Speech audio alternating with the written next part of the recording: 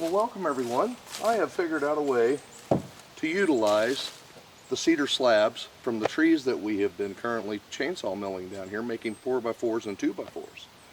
And rather than discarding this wood, I think this is a really cool project. We're going to use this for planting beds inside the garden, and $12 I think for the plastic drum that we have sawed in half. And instead of discarding the cedar slabs, we found a use for them. Handful of screws, and this thing was ready to go, and what you see here. I have also figured out what to do with this stuff. You're going to be surprised. I hope you enjoy this video. Thanks for watching.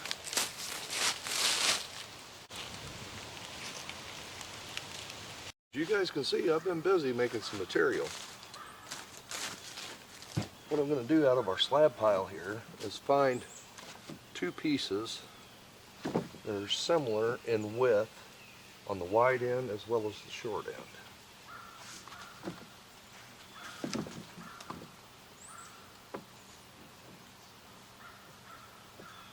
These guys are going to be pretty close.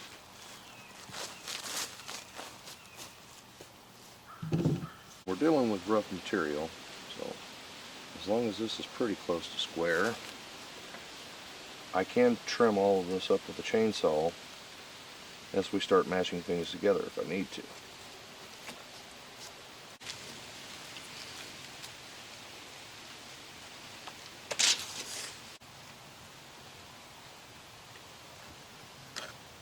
These trees were milled just a few days ago, so all the sap in here is absolutely will stick to your hands and get on your gloves and everything like that. But I have learned a trick. Just take the sawdust, rub it on your hands, and it erases the tree sap. Cleans your hands right up. And gloves as well. If your gloves got tree sap on them, grab that and roll it around your hands, and it'll take the tree sap right off of there. It's a pretty cool trick, right? Sawdust is something we have plenty of. Let me get the chainsaw out. We're going to trim these up.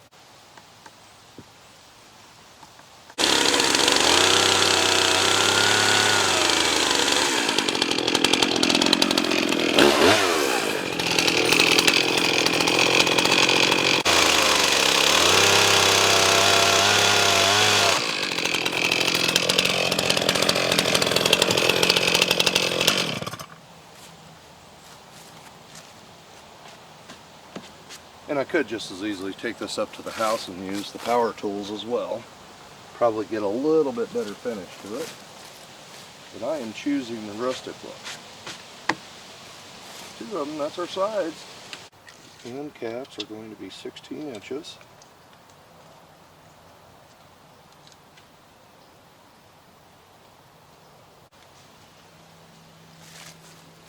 We are right down to not wasting anything from the tree. We'll turn this into kindling for the wood stove.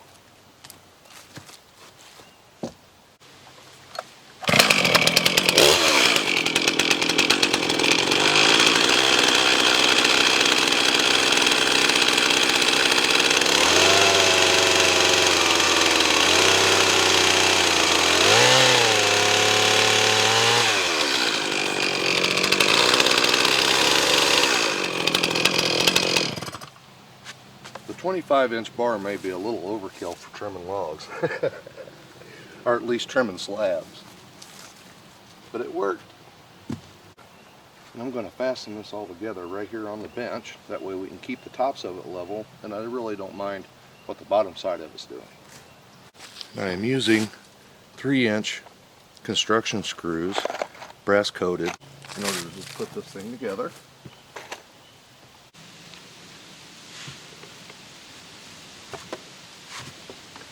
Working with regular shaped material like this can be a challenge. Trying to get everything to stand where you need it. You get a start across through here, it'll get easier.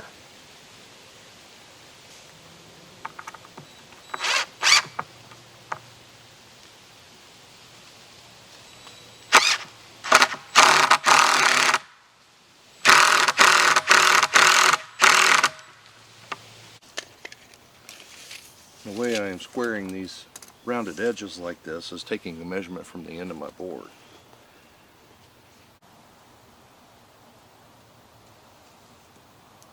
Doesn't have to be perfect, but I want it to be close. And I am kind of running out of toenail in order to get into the better section of this wood here.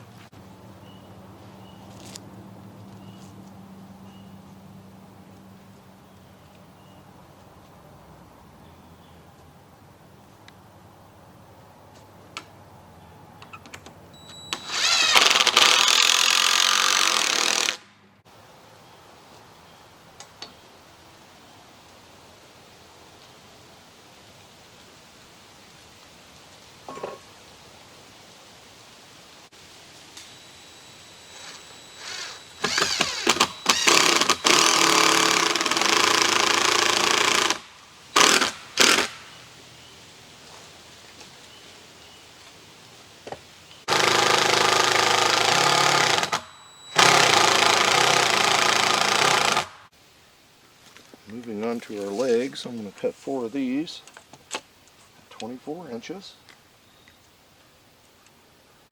And I'm going to fasten to the inside of our frame, right into the corners. That should give us enough clearance for our barrel to set in there as well. And I'm probably going to stay down about 2 inches from the top of that. These straps have worked out really well on this bench. Give myself an extra set of hands for holding this stuff.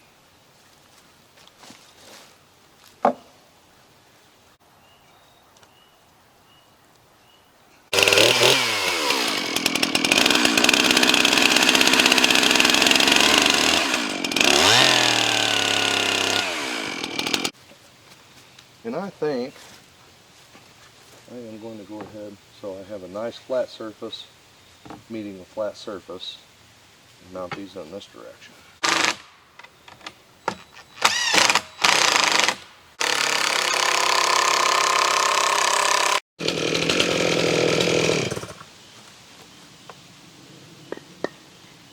Now I've cut 2 of these guys. It's going to fit right in here for our bottom braces for our legs.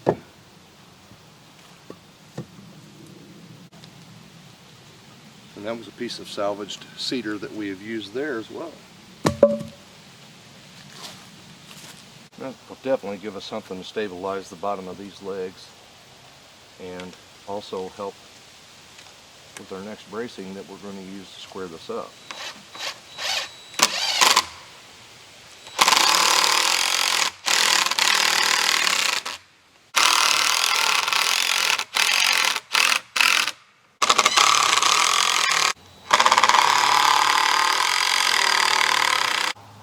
We are ready for some bracing. Our center will be 3 feet since we were 6 feet long.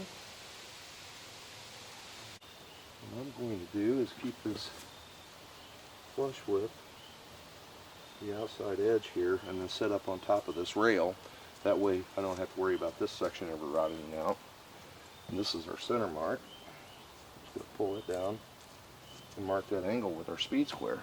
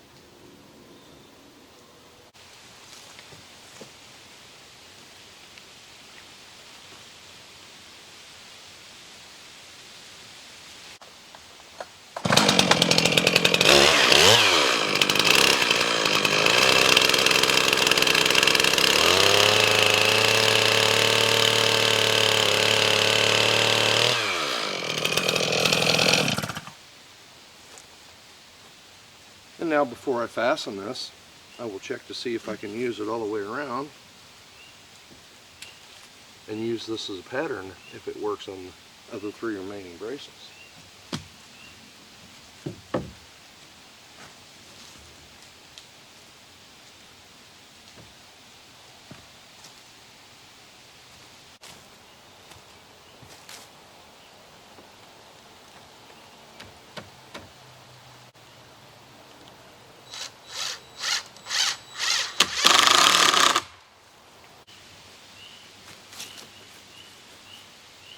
Go square on the outside edge.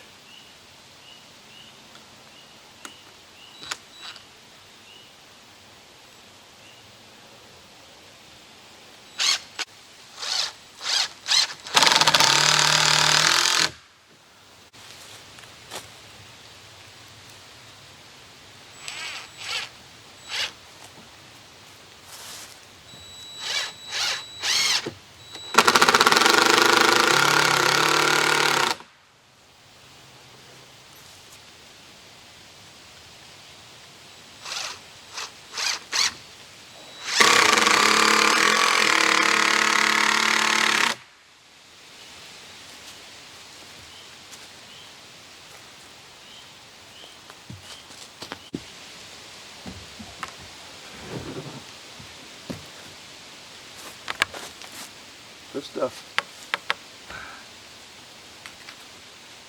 can fool you on the weight. The next thing you know, it is heavy.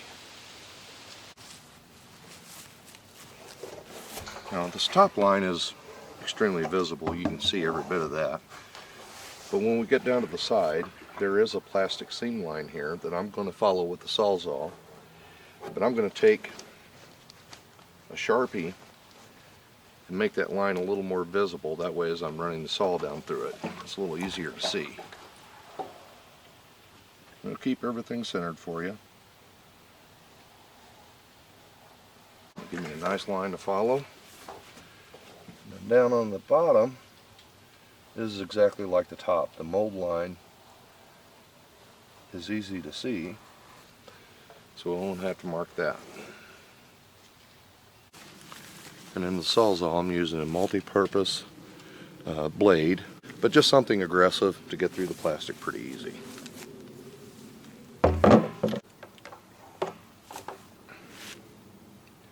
And I am cutting this outside in case there's water in the barrel, which I can hear it sloshing around in there.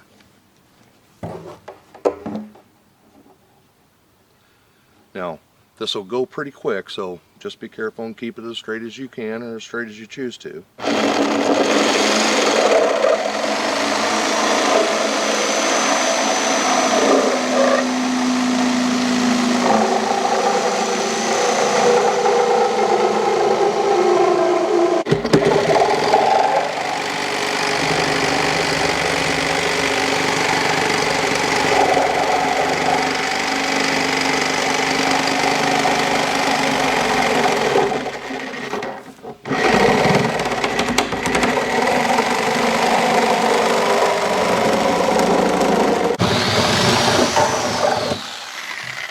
There we go.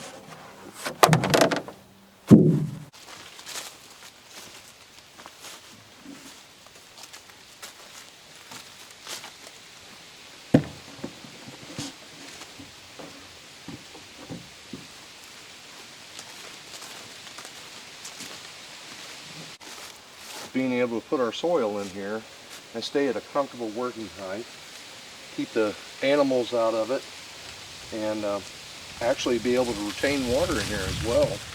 I will have to drill some weep holes, and probably about right in this area, and make sure it holds water enough to keep the soil wet, but not so much water that it drowns the plant.